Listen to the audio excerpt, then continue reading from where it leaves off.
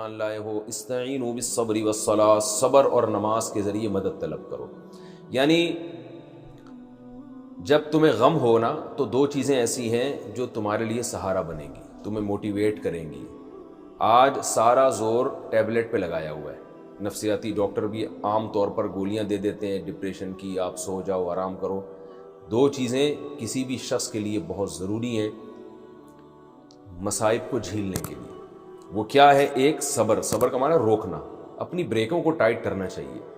واویلا مچانا، بات بات پہ چیخو پکار کرنا اور بات بات پہ چھوٹی چھوٹی باتوں پہ ایک پورا طوفان بدتمیزی کھڑا کر لینا، یہ شریعت کی نظر میں کوئی پسندیدہ کام نہیں ہے. تو اس لیے اللہ نے فرمایا اپنے آپ کو روکنا سیکھو، بریکیں مضبوط کرو اپنی. آج کیا کہتے ہیں دنیا، کیا ہمیں سکھاتی ہے کہ غصے کو جب غصہ آ رہا ہو نا تو نکال دینا چاہیے، اس سے انسان ٹھنڈا ہو جاتا ہے. نہ نہ نہ، یہ شریعت کی تعلیمات نہیں ہے. وقتی طور پہ ٹھنڈا ہوتا ہے لیکن پھر اس میں غصے کو برداشت کرنے کی طاقت آہستہ آہستہ ختم ہو جاتی ہے. کیونکہ انسانی فطرت یہ ہے کہ جس چیز جو قوت آپ کی استعمال ہوگی نا وہ قوت بڑھتی ہے. میں اکثر مثال دیتا ہوں، آپ اگر اپنے ہاتھوں سے ویٹ اٹھاتے رہیں گے تو ہاتھ مضبوط ہوں گے، ویٹ اٹھانے کی طاقت بڑھے گی، کم نہیں ہوگی. تو غصے کو جب برداشت کرنا سیکھیں گے تو برداشت کرنے کی قوت بڑھے گی آپ کی. اور اگر غصہ جب آیا آپ نے نکال دیا، اگل دیا، تو اس سے آپ کی بریکیں فیل ہو جائیں گی. تو غصہ جاری کر کے ٹھنڈا ہوتا ہے انسان، لیکن وقتی طور پہ ہوتا ہے، اندر سے وہ بگڑتا رہتا ہے. تو اس لیے اسلام میں غصہ پینے کے فضائل ہیں، غصہ جاری کرنے کی کوئی فضیلت نہیں ہے. ہاں کوئی مجبوری ہو اور بعض احکام ایسے ہیں جہاں غصہ جاری کر دینا جائز ہے، لیکن نارملی جو عمومی جو حکم ہے غصہ پینا. تو صبر، اس کے ذریعے مدد طلب کرو، والصلاۃ، اور نماز کے ذریعے. نماز کے ذریعے مدد کیسے ملے گی؟ کہ جب انسان کسی کے لیے قربانی دے رہا ہوتا ہے تو جس کے لیے قربانی دے رہا ہے اس سے تعلقات اچھے ہوں گے، اس کی محبت دل میں ہوگی تو قربانی آسان ہو جائے گی. اب مسلمان پر جو کچھ آزمائش آتی ہے وہ تو اسلام پہ چلنے کی وجہ سے آ رہی ہے نا. تو اسلام پہ چل رہا ہے اللہ کے لیے، تو جب اللہ سے دوستی مضبوط ہوگی تو پھر یہ قربانی اور یہ صبر اس کے لیے آسان ہو جائے گا.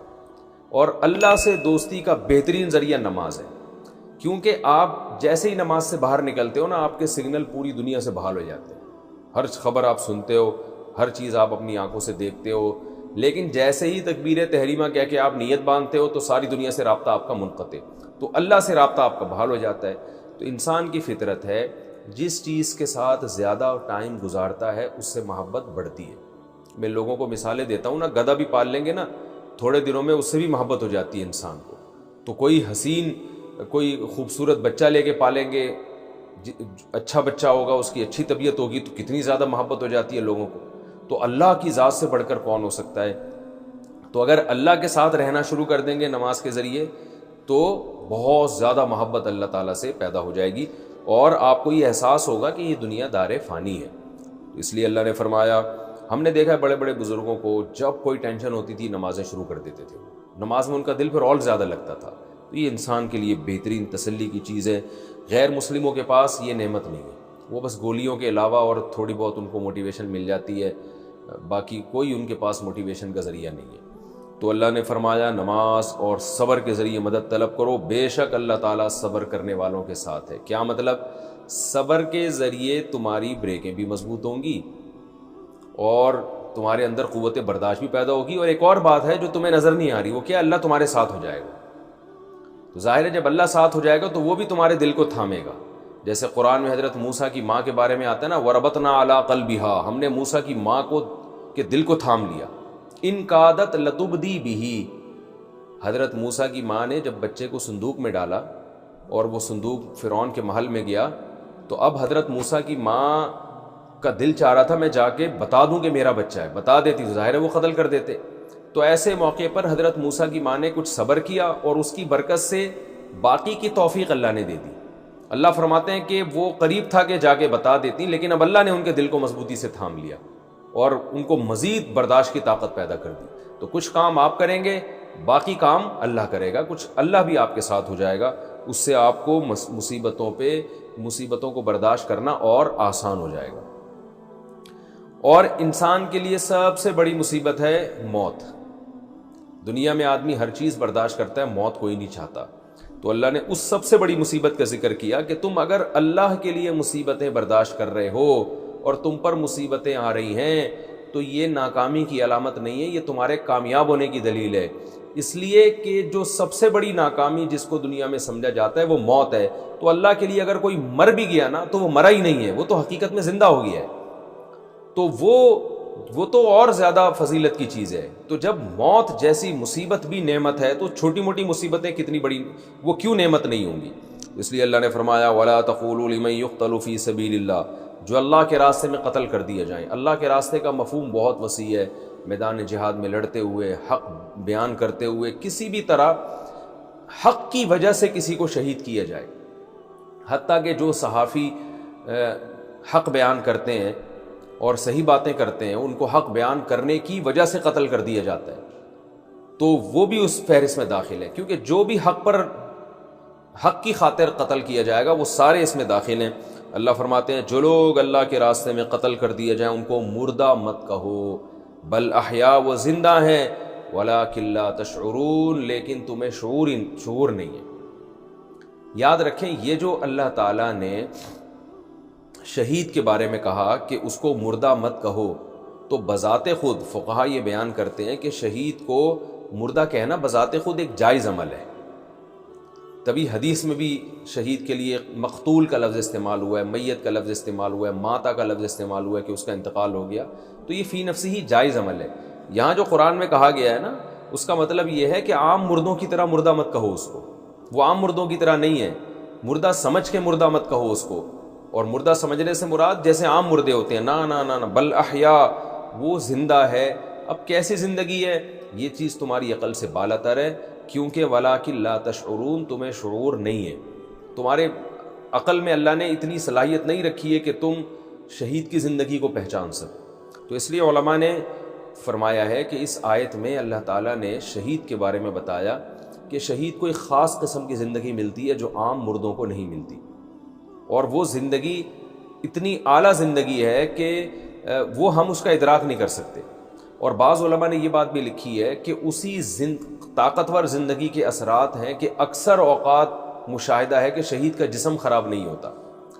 میں نے خود شہید دیکھے، 6 مہینے بعد قبر کھولی گئی، بالکل جسم سلامت ہے اور خون سے خوشبو آ رہی ہے۔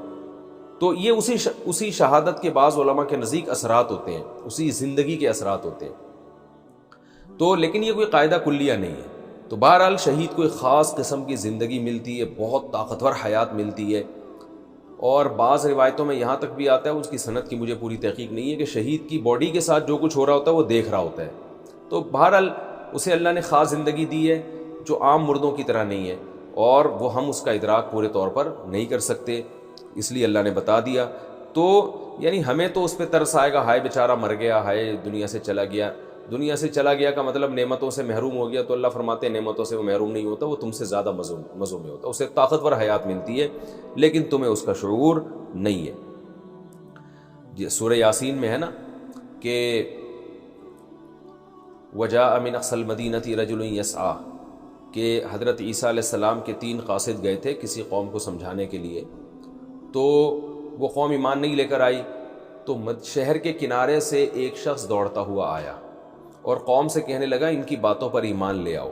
قوم نے اس شخص کو قتل کر دیا۔ قرآن کے الفاظ ہیں کہ جیسے ہی قتل کیا ہے اس کو، قال یا لیت قومی یعلمون، اس کی الفاظ کیا اس کی زبان سے نکلے، ہائے کاش میری قوم کو پتہ چل جائے، بما غفر لی ربی وجعلنی من المکرمین، کہ میرے رب نے میری خطاؤں کو بھی معاف کر دی اور مجھے کتنی عزت دی ہے۔ یعنی قوم تو سمجھ رہی ہے کہ ایک لاش پڑی ہوئی ہے، اور اس کے الفاظ یہ ہیں کہ کاش میری قوم کو پتہ چل جائے کہ اللہ نے مجھے کتنی عزت دی اور میں کتنے مزے میں ہوں، تو یہ سارے ایمان لے آئیں۔ یہ تو گویا لاش پہ میری یعنی افسوس کر رہے ہیں بندہ ہم نے مار دیا۔ تو اتنا بڑا اللہ نے شہید کو مقام دیا ہے کہ وہ عام مردوں کی طرح نہیں ہے، عام مردوں کے ساتھ الگ معاملات ہوتے ہیں، شہید کے ساتھ الگ معاملات ہوتے ہیں۔ تو اس کو جو موت کے بعد جو اس کی زندگی ہے وہ اس زندگی سے کروڑہ گنا اچھی ہوتی ہے۔ تو اس معنی میں کہا گیا کہ اس کو مردہ، عام مردوں کی طرح مردہ مت کہا کرو۔ تبھی اللہ نے شہید کے لیے اس اسلام نے جو ہے نا ایک لفظ الگ سے وضع کیا ہے، شہید کا لفظ، جو دنیا میں کسی قوم کے پاس نہیں ہے۔ تو کیونکہ مردہ کہنے میں اس کی بے اکرامی ہے، کیونکہ لوگ اس کو عام مردوں کی طرح سمجھیں گے، تو اس لیے اسلام نے اس کو پروٹوکول دیا کہ جو حق کی خاطر جان دیتا ہے اس کو شہید کا لفظ کہا جائے گا۔ اور یہ اتنا مبارک مقدس لفظ ہے کہ اس لفظ میں وہ وحشت نہیں ہے جو کسی کو مردہ کہنے میں وحشت، کہتے ہیں نا 3 آدمی مرے پڑے ہوئے تھے تو ایک دم وحشت ہوتی ہے، لیکن جب آپ کہتے ہیں تین جو ہے نا 3 شہید میں نے اپنی آنکھوں سے دیکھے، فوراً دل میں ان کی ایک قدر پیدا ہوتی ہے، یار یہ تو بڑے مبارک لوگ ہیں، شہید ہیں۔ تو یہ اتنا مبارک لفظ ہے کہ اب غیر مسلم بھی اسلام سے یہ لفظ ادھار لے کر اپنے مردوں پہ فٹ کر رہے ہیں۔ آپ دیکھیں ہندو فوجی جب ہلاک ہوتے ہیں تو ان کے لیے تو ہلاکت کا لفظ ہے، کیونکہ وہ اس لیے ہلاکت کا لفظ ہے کہ یہ اسلام کا لفظ یہ تو صرف مسلم کے لیے استعمال ہو سکتا ہے، غیر مسلم کے لیے تو اسلام نے یہ لفظ وضع ہی نہیں کیا، لیکن غیر مسلم بھی مجبور ہیں کہ اپنے مردوں کو وہ بھی شہید کے لفظ سے تعبیر کر رہے ہیں، وہ بھی جناب اپنے جو بھی حق کی خاطر، ان کے خیال میں جو بھی حق کی خاطر لڑکے قتل ہوتا ہے تو اس کے لیے شہید کا لفظ استعمال کر رہے ہیں وہ۔ تو اس لیے اللہ نے فرمایا کہ وَلَٰكِن لَا تَشْعُرُونَ، تو جب یہ اللہ کے راہ میں مرنا اتنا مبارک عمل ہے جو سب سے بڑی مصیبت ہے، تو چھوٹی موٹی مصیبتوں کی بھی ایک فضیلت ہے اور اس پہ صبر کرنے سے تمہیں ثواب ملے گا، کیونکہ وہ سب اللہ کی خاطر ہے۔ وَلَنَبْلُوَنَّكُمْ بِشَيْءٍ مِّنَ الْخَوْفِ، رہا یہ مسئلہ کہ اللہ تو ہمیں آزماتا کیوں ہے، ٹینشنیں دیتا کیوں ہے، پھر صبر اور نماز کی تلقین کرتا ہے، کسی کو کوئی قتل ہوتا ہے تو شہادت کے فضائل سناتا ہے، تو ہمیں ٹینشن دے ہی نہیں، دنیا میں ہی جنت کے مزے دے دے۔ تو اللہ نے اگلی آیت میں فرمایا نا ایسا نہیں ہو سکتا، وَلَنَبْلُوَنَّكُمْ، ہم تمہیں ضرور آزمائیں گے، مختلف طریقوں سے آزمائیں گے، سب کے ساتھ آزمائش ایک جیسی نہیں ہوگی، وہ مختلف طریقے کیا ہیں، بِشَيْءٍ مِّنَ الْخَوْفِ، خوف مسلط کر دیں گے تم پر دشمن کا، تم حق پر ہوگے لہذا دنیا تمہارے خلاف سازشیں کرے گی جس کی وجہ سے تم خوف میں رہو گے۔ اور آج دیکھ لینا کیا کچھ ہو رہا ہے دنیا میں، اہل اسلام کے خلاف ساری دنیا جانتی ہے، تو خوف مسلط رہے گا تمہارے اوپر، والجوع، بعض دفعہ بھوک مسلط ہو جائے گی، معاشی لحاظ سے تم کمزور ہونا شروع ہو جاؤ گے، ونقص من الاموال، مالوں میں کمی ہونا شروع ہو جائے گی، والانفسی، جانیں ہلاک ہونا شروع ہو جائیں گی، قتل و غارت شروع ہو جائے گی، والثمرات، تمہارے پھلوں میں کمی ہونا شروع ہو جائے گی۔ تو مختلف طریقوں سے تمہاری معیشت کو بھی نقصان پہنچے گا، تمہارا جانی نقصان بھی پہنچے گا، تمہارا امن بھی تباہ ہوگا، کیونکہ دنیا تمہارے پیچھے پڑے گی۔ اور یہ سب چیزیں انفرادی طور پر بھی ہو سکتی ہیں، فرد واحد کے ساتھ بھی ہو سکتی ہیں اور قومی سطح پہ بھی ہو سکتی ہے، لیکن اللہ نے فرمایا وَبَشِّرِ الصَّابِرِينَ، جو اس موقع پہ صبر کرے گا اے نبی آپ اس کو خوشخبری سنا دیں۔ لیکن یاد رکھیں نبی صلی اللہ علیہ وسلم نے اللہ سے صبر مانگنے سے اور مصیبتیں مانگنے سے منع کی، یہ تو اللہ تعالیٰ کی طرف سے ہے، لیکن ہمیں حکم یہی ہے کہ ہم اللہ سے عافیت مانگیں، اے اللہ ہمیں آزمائشوں میں نہ ڈال، تو نے اگر ہمیں آزمانا بھی ہے تو ہمیں نعمتیں دے کے آزما، خوب نعمتیں دے ہمیں، اور پھر اس میں ہمیں شکر کی توفیق عطا فرما، یہ دعا مانگنی چاہیے اللہ تعالیٰ سے۔ آگے اللہ نے صبر کرنے والوں کی ایک علامت بیان کی ہے، اور ایسی علامت بیان کی ہے کہ وہی علامت صبر کا ذریعہ بھی ہے، مصیبتوں کو برداشت کرنے کا ایک بہترین ایک دوا بھی ہے۔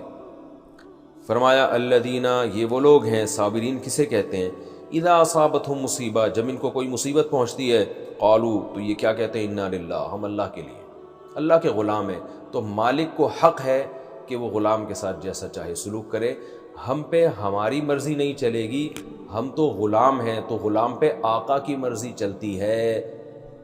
دیکھیں یہ جانوروں کو ہم جب پالتے ہیں نا تو ان پہ ہماری مرضی چلتی ہے، گھوڑے کی لگام ہمارے ہاتھ میں ہوتی ہے، تو اب گھوڑا ہمارے حساب سے چلتا ہے، اپنے حساب سے چلے گا، ہم مار کے پھینک دیں گے اس کو، ذبح کر کے پھینک دیں گے اس کو، کیونکہ ہم نے اس کو خریدا ہے، ہم اس کے مالک ہیں۔ تو اب گھوڑے کو یہ اعتراض کا حق نہیں ہے کہ بھائی مجھے ادھر کیوں لے کے جا رہے ہو، مجھے ادھر کیوں لے کے جا رہے ہو، مجھے پہاڑوں پہ کیوں چڑھا رہے ہو، مجھے پہاڑ سے نیچے کیوں اتار رہے ہو، مجھے دریا کیوں پار کروا رہے ہو۔ تو گھوڑے کو اگر یہ اعتراض کرے تو گھوڑے سے کہا جائے گا بھائی تجھے خریدا ہے تیرے مالک نے، وہ تیرا مالک ہے۔ تو ہمیں گھوڑے پر اتنی ملکیت نہیں ہے جتنی اللہ کو ہماری ذات پہ ملکیت حاصل ہے، لہذا کچھ بھی ہو رہا ہے تو ایمان والے یہ سوچ کے صبر کرتے ہیں انا للہ، ہم اللہ کے غلام ہیں، بھائی ہم پہ ہماری مرضی تھوڑی چلے گی، بلکہ ہم پہ اللہ کی مرضی چلے گی، ورنہ ہر انسان چاہتا ہے دنیا میں کوئی غم آئے نہیں، سارے مسئلے پورے ہوں، پوری دنیا کا بادشاہ میں بن جاؤں، سب سے زیادہ پیسہ میرے پاس، سب سے خوبصورت میں ہوں، سب سے زیادہ جوانی میرے پاس، سب کچھ میرے مسئلے حل ہو جائیں، تو ہر آدمی چاہتا ہے، ہوگا ایسا نہیں، تو ہم پہ ہماری مرضی نہیں اللہ کی چلے گی، یہ سوچ کے صبر کرتے ہیں۔ وَإِنَّا إِلَيْهِ رَاجِعُونَ، اور ہم نے جانا بھی اس کے پاس ہے۔ یہ اگلے جملے میں اور تسلی ہے، کیا مطلب کہ اللہ نے وعدے کیے ہوئے ہیں کہ صبر کرو گے تو میں تمہیں اجر دوں گا، تو ہم نے جب جانا اس کے پاس ہے تو ہم اس کو خوش کر کے جائیں نا تاکہ ہمیں نوازے وہ. تو خوشی اسی میں ہے کہ صبر کر لو. تو یہ 2 جملے سوچ کے ان کو تسلی مل جاتی ہے. آج یہ انا للہ و انا الیہ راجعون لوگوں کی زبانوں پہ تو بہت ہوتا ہے لیکن مفہوم دماغ میں نہیں ہوتا. چیخ بھی رہے ہوتے ہیں انا للہ و انا الیہ راجعون بھی پڑھ رہے ہوتے ہیں, واویلا بھی کر رہے ہوتے ہیں, اور سارے الٹے کام کر رہے ہوتے ہیں مصیبت میں, اور آخر میں انا للہ و انا الیہ راجعون کہہ دیتے ہیں. تو یہ سوچ کے یہ الفاظ کہنے کی فضیلت ہے. ایسے ہی زبان سے کہنے کا کوئی خاص فائدہ نہیں ہے اس میں. سوچ کے کہ ہم اللہ کے غلام ہیں اور ہم نے اسی کی طرف لوٹ کر جانا ہے اور ہمیں اس پر وہ اجر دے گا. حدیث میں آتا ہے کہ مسلمان کو ایک کانٹا بھی اگر لگتا ہے تو آپ صلی اللہ علیہ وسلم نے فرمایا حتی شوکۃ یشاکھا, صحیح حدیث ہے, اس پہ بھی اس کا گناہ معاف ہوتا ہے ایک کانٹے کے بدلے میں بھی. اور اگر اس کے اعمال میں گناہ نہیں ہو تو اس کے نیکیوں میں اضافہ ہو جاتا ہے. اور ایک حدیث میں آتا ہے آپ صلی اللہ علیہ وسلم نے فرمایا قیامت کے دن ایک شخص آئے گا, دیکھے گا میزان میں اتنی نیکیاں, اتنا اجر, وہ کہے گا میں نے تو نہ اتنی تہجد پڑھی نہ اتنے روزے رکھے, یہ نیکیاں کہاں سے آئیں؟ تو اسے بتایا جائے گا کہ تم کو فلاں موقع پر مصیبت پہنچی تھی, تم نے صبر کیا تھا, فلاں موقع پر تمہارے بچے کی موت واقع ہوئی, تم نے صبر کیا, فلاں موقع پہ تمہیں کانٹا لگا, تم نے صبر کیا, فلاں موقع پہ تمہیں فلاں شخص نے برا بلا کہا, اس کی وجہ سے تمہیں جو ٹینشن ہوئی. تو یہ ساری چیزیں اس کے اعمال میں ترازو میں رکھی جائیں گی. تو اس کی یہ تمنا ہوگی کہ کاش میں نے زندگی میں کبھی خوشی نہ دیکھی ہوتی اور اللہ نے ساری زندگی مجھے مصیبتوں میں ہی رکھا ہوتا. اور ایک اور حدیث میں آتا ہے رسول اللہ صلی اللہ علیہ وسلم نے فرمایا کہ قیامت کے دن میزان کے ترازو میں صبر سے زیادہ وزنی کوئی نیکی نہیں ہوگی.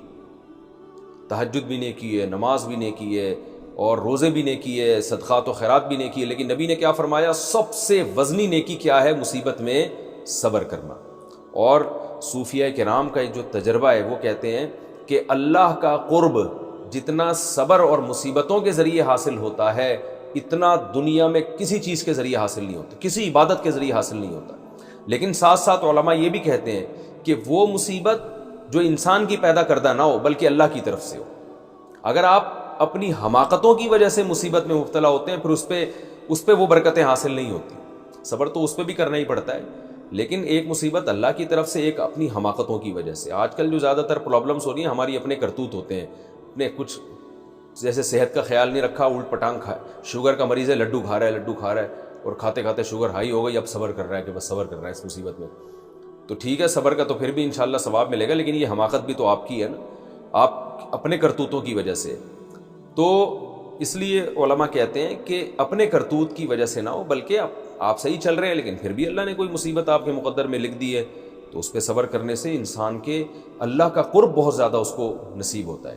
اور اس سے بڑی مسلمان کے لیے کوئی نعمت ہے ہی نہیں کہ اسے اللہ کا قرب مل جائے. یہی اصل مقصود ہے اس دنیا میں ہمارے آنے کا.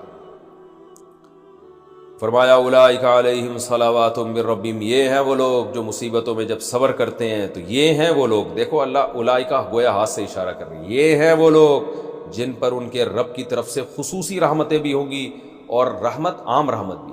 صلوات اور رحمت میں کیا فرق ہے؟ دیکھیں رحمت کہتے ہیں گویا کوئی شخص پریشانی میں مبتلا ہو اور اسے مبتلا دیکھ کر آپ کو اس پہ ترس آ جائے, اس ترس کی وجہ سے جو آپ میں جذبہ پیدا ہوتا ہے اس کو رحم کہا جاتا ہے. جیسے ہم کہتے ہیں نا یار فلاں کی حالت قابل رحم ہے, لوگ کہتے ہیں نا قابل رحم ہے, یعنی بیچارے پر ترس آ رہا ہے, دل چاہ رہا ہے اس کو کچھ دے دو. جیسے بھکاریوں کو دیکھ کے بعض دفعہ ترس آ جاتا ہے, رحم آ جاتا ہے. کسی خارشی کتے کو آپ دیکھتے ہیں ٹینشن میں ہوتا ہے, وہ اسے دیکھ کے رحم آ جاتا ہے اس کے اوپر, انسان اسے پانی پلا دیتا ہے وغیرہ وغیرہ. صلوات ترس والی رحمت کو نہیں بلکہ اضافی جو گویا آپ غریبی میں کسی کو کچھ دے رہے ہیں تو یہ رحمت سے اوپر کا درجہ ہے. یہی وجہ ہے کہ رسول اللہ صلی اللہ علیہ وسلم کے لیے جب رحمت کی دعا مانگی جائے گی تو رحمت کا لفظ استعمال نہیں کیا جاتا, صلات کا لفظ استعمال کیا جاتا ہے. ہم یہ کہتے ہیں اللہم صلی علی محمد, یہ نہیں کہتے اللہم ارحم محمد صلی اللہ علیہ وسلم, اللہ محمد صلی اللہ علیہ وسلم پر رحم فرما, یہ نہیں کہتے. کیوں رحم کا لفظ کیوں استعمال نہیں کرتے؟ اس لیے کہ نبی کے دنیا سے جانے کے بعد جب ہم یہ کہیں گے اللہ نبی پر رحم فرما تو اس میں گویا اس طرف اشارہ ہے کہ نبی کوئی معاذ اللہ خدا نہ خواستہ کسی پریشانی میں ہے, ٹینشن میں ہے, تو ہم اللہ سے کہہ رہے ہیں کہ اپنے نبی پہ ترس کھا. تو اس میں نبی صلی اللہ علیہ وسلم کی ایک قسم کی توہین ہے, بلکہ آپ کے دنیا سے جانے کے بعد اللہ نے آپ کو ایسے اعلیٰ حالت میں رکھا ہے کہ اب آپ پہ جو ہے نا کوئی ایسی کنڈیشن ہی نہیں ہے کہ آپ پہ کوئی ترس کھائے. بلکہ اب صلوات کا موقع ہے کہ اللہ اپنی طرف سے اضافی رحمتیں نازل فرما پر، اضافی آپ کو نعمتیں عطا فرما. تو اس لیے نبی کے لیے صلات کا لفظ استعمال کیا جاتا ہے، رحم کا لفظ نہیں. اور بعض علماء نے یہ حکمت لکھی ہے کہ رسول اللہ صلی اللہ علیہ وسلم کا نماز جنازہ بھی اسی لیے نہیں پڑھایا گیا کہ نماز جنازہ مغفرت کی دعا کے لیے مغفرت کے لیے ہوتا ہے، اور نبی انبیاء کے لیے مغفرت کی دعا جائز نہیں ہے، کیونکہ وہ جب دنیا سے جاتے ہیں ان کے اعمال میں گناہ ہوتا ہی نہیں ہے، تو ان کو مغفرت کی نہیں بلکہ اللہ کی اضافی رحمتوں کی ضرورت ہوتی ہے. تو اس لیے نماز جنازہ نبی کا ہوا ہی نہیں ہے، بلکہ صلاۃ والسلام پڑھا گیا ہے. صحابہ جوق در جوق آتے تھے اور آپ صلی اللہ علیہ وسلم پر درود و سلام پڑھ کے چلے جاتے تھے. تو یہ بھی ایک حکمت بیان کی گئی ہے کہ آپ صلی اللہ علیہ وسلم کا جنازہ باقاعدہ کیوں نہیں ہوا جیسے نماز جنازہ ہوتی ہے. تو نماز جنازہ امتی کا ہوتا ہے کیونکہ امتی کو مغفرت کی دعا کی ضرورت ہے، لیکن انبیاء جو ہیں ان کا مقام ایسا ہے کہ اللہ نے ان کو اس سے اب مستثنیٰ کر دیا، یہ اللہ نے اپنی خاص رحمت کی ان کے اوپر. تو اس لیے عام امتی کے لیے رحمت کی دعا ہوگی اور نبی کے لیے صلات کی دعا ہوگی. اللہم صلی علی، صلات بھیج، صلی علی. البتہ علماء نے یہ بات بیان کی ہے کہ نبی کے ضمن میں امت کے لیے صلات کی دعا جائز ہے. جیسے نبی کے لیے جب صلات کی دعا کی نا تو اسی ضمن میں آپ امت کو شامل کر سکتے ہیں. اللہم صلی علی محمد وعلی آل محمد، یہ بھی کہہ سکتے ہیں. اور اللہم صلی علی محمد، اے اللہ تو محمد صلی اللہ علیہ وسلم پر صلات بھیج اور آپ کی امت پر بھی. تو آپ کے ضمن میں تو یہ جائز ہے، الگ سے نبی کے علاوہ کسی کے لیے صلات کی دعا یہ ٹھیک نہیں ہے، اس لیے کہ آپ دوسرے کو وہ پروٹوکول دے رہے ہیں جو نبی صلی اللہ علیہ وسلم کا خاصہ ہے. تو ان کے تابع بنا کے تو دے سکتے ہیں. الگ سے جب کسی کے لیے دعا ہوگی چاہے کوئی کتنا بڑا بزرگ ہو تو اس کے لیے رحمت کی دعا ہوگی، اس لیے کہ کتنا بھی بڑا بزرگ ہو اس بات کا امکان ہے کہ مرنے کے بعد کسی ایسی حالت میں نہ ہو کہ وہ پریشانی میں ہو، تو اس لیے ان کے لیے دعا مانگی جائے گی. اللہم ارحم فلاں، اے اللہ تو فلاں پر رحم فرما. تبھی ہم بزرگوں کے ساتھ لگاتے ہیں رحمہ اللہ، اللہ ان پر رحم کرے، کیونکہ عین ممکن ہے کہ بیچارے کس حالت میں ہوں، یا یہ کہ نہیں بھی ہوں تو وہ چاہیں گے اللہ ہم پر ترس کھائے، کیونکہ میدان حشر کی سختیاں بہت زیادہ ہیں، قبر بہت سخت جگہ ہے. تو اس لیے عام چاہے کتنا بڑا بزرگ ہو ان سب کے لیے رحمت اللہ علیہ کہا جاتا ہے. پیغمبر کے لیے رحمت اللہ علیہ السلام یا علیہ الصلاۃ والسلام کہا جاتا ہے. تو اب یہ لفظ سمجھیں، اولئک علیہم صلوات من ربہم، اللہ فرماتے ہیں جو صبر کرتے ان پر اللہ کی اضافی رحمتیں بھی ہوں گی اور عام رحمت بھی. اولئک هم المہتدون، اور یہ لوگ ہیں اصل ہدایت یافتہ. اصل جو کرائٹیریا ہے نا کسی کو ناپنے کا کہ کون کتنا ایمان میں تگڑا ہے، تو وہ پریشانی میں پتہ چلے گا کہ کس کا کتنا ایمان ہے. آگے جو آیتیں ہیں ان کا ایک شان نزول ہے. اسلام جب دنیا میں آیا تو زمانہ جاہلیت کی بہت سی رسومات کو ختم کر دیا.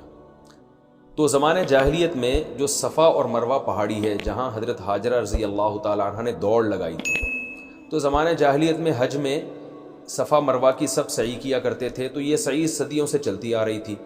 اسلام جب دنیا میں آیا تو بہت سے صحابہ کو خیال ہوا کہ یہ ایک ایسے ہی ایک عجیب سی رسم لگتی ہے، ادھر سے دوڑے ادھر چڑھ گئے پھر ادھر سے اترے.